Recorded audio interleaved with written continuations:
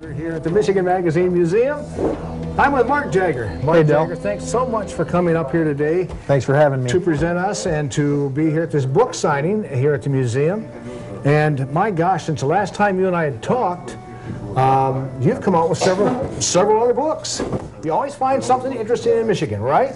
Yes, our latest book is Mystic Michigan Part 6. Right here. And we have a lot of interesting stuff in this book for those of you who have bought the other books. Yeah. Mystic Michigan Part 6. And I tell you what, how can you, what is one of the highlights of this book right here? What would you say is one of the highlights? One of the places that I find really interesting in that book is a place by the Manistee Backwaters. You go down to a boat launch by the Manistee Backwaters, and if you take a raft out from this boat launch, and your ear is near to the water, the sound from the shore that you just left is amplified.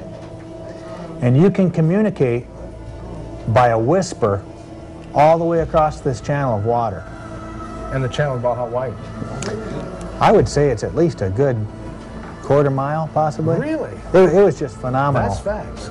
Yeah, I don't know if it does it every day, but I think if the weather conditions are right, the atmospheric conditions are right, anybody could experience this. Now, most of these places that you're talking about here in the book, you've been to, I've been to a lot of them. Stories that have been told to you, or what? I've been to a lot of the places. Also, when I'm out talking to people about the books, I get a lot of people telling me about places. Some of the places I find out about through interviewing people. Others I find, actually, some of them I can actually even find on the internet. Yeah. A good example of that would be the world's largest gemstone. That's in Michigan. It's up in Ishpeming. It's a jasper. It's called Jasper Knob, and it's jasperite gemstone, and it's 375 feet. I read that. Tall. Yeah. My gosh. The top of it is polished gemstone, or appears as polished gemstone, and it covers an area of 100 by 75 feet. It's the world's largest gemstone, and a lot of people that live in Ishpeming don't even know about this.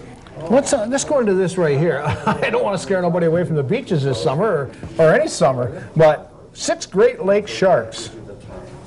What's that about?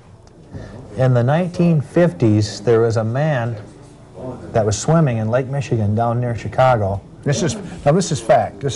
Well, I can't say that I know that this is fact. I didn't get this from a marine biologist. Okay. This is from a man, a Michigan man, who has studied this subject for years and has collected articles on it. He was telling me that at one point there was a man swimming down there in Lake Michigan, and people saw a fin come up out of the water, and the man was attacked by a bull shark.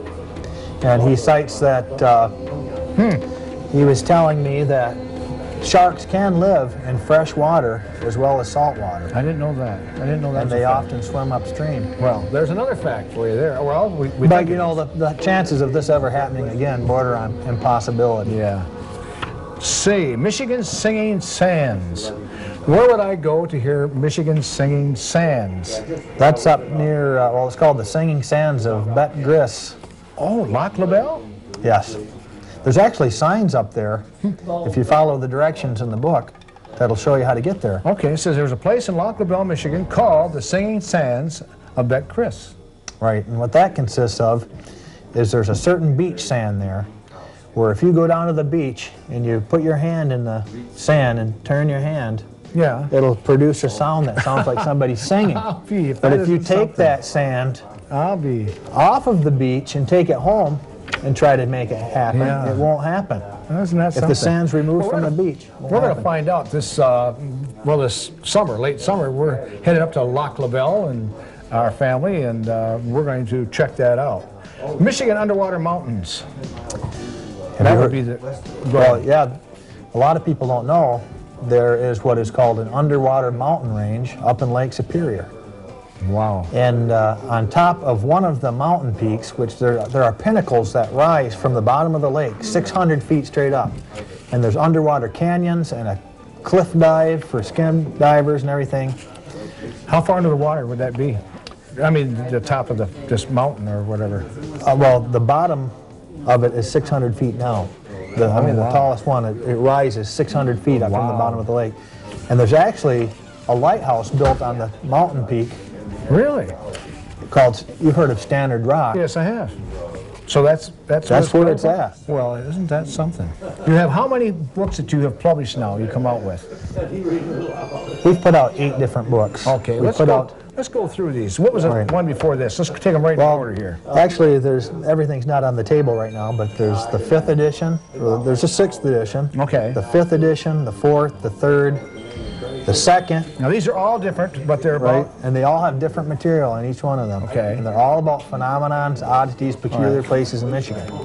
Michigan Part 2. Right, and what I wanted to tell people is, this summer, if you're looking for something interesting to do with your family that doesn't cost a lot of money, that fits in perfectly with your budget, a lot of these places are within driving range of wherever you live.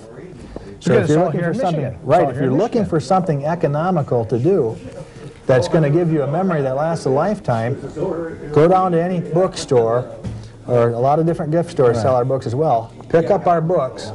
And you'll find something to do. And you'll find something interesting to do with your kids. Right. And then also, as people are out at these places, they can go to some of the smaller businesses and support local Michigan businesses. There you go. Now, Rose City, that's where we're currently at. I mean, not currently here, but that's where our studios are at. And you have a story here. On the next page there's actually a map that shows you how to get to one of the 3 different gravity-defying locations that we've mentioned in our books. What are you telling us here? You mean you look like you're supposed to be going one way and you're going another? Well, you drive your car down to the bottom of a hill. You put your car in neutral, and it will look like your car is rolling uphill and defying the laws of gravity. There's one up in Frankfurt. Oh my! In book 1. Is that the one in Rose City is in book 2, and there's also one in a cemetery down in Farmington near Detroit. Yeah. Where the same thing happens. I'll be darned. And I can't say that you are actually rolling uphill and defying the laws of gravity, but at least the illusion of that is created. One thing about it, Mark, you know how to hook us folks out there who like to discover the back roads and the mysteries of Michigan. You come out with them. They're not too thick where he's going to put everything all into one book. He just kind of makes them little books, you know, and well, let me say, get through them and it tantalizes the reader to get well, these types of places are very hard to come by. Yeah. So it takes a long time for the information to come in. Yeah. When we first wrote the book 1 there, we had like 49 entries in there, and I was telling my wife Dina, who puts a lot of these books together, how many more places can there actually be in Michigan that are that strange? Isn't that beautiful? And this has been like 10 years ago now, and people just keep sending the ideas in, and we keep investigating them. Right here, just today, people have come in and given us different ideas of different things to check out. So there seems to be no end to them. Yeah. This was the first book, this is the book that you and I, when I first talked to Mark, and how long ago was that, Mark, that we did the story? That must have been 2000, maybe 5 years ago. 5, maybe a little longer than that. 5, 6 years ago. But at any rate, you just keep coming out with these books of Mystic Michigan. They're really interesting. The Pauline Lights, we know for a fact. Barry and I had been there. We'd seen that, and we filmed it. And so... And maybe you'd want to show a clip of them again sometime. Yeah, I see. Hey, you say, the lights have been captured on film by Michigan Magazine. And we thank you for letting the folks out there know that we were there and that we did capture it on film.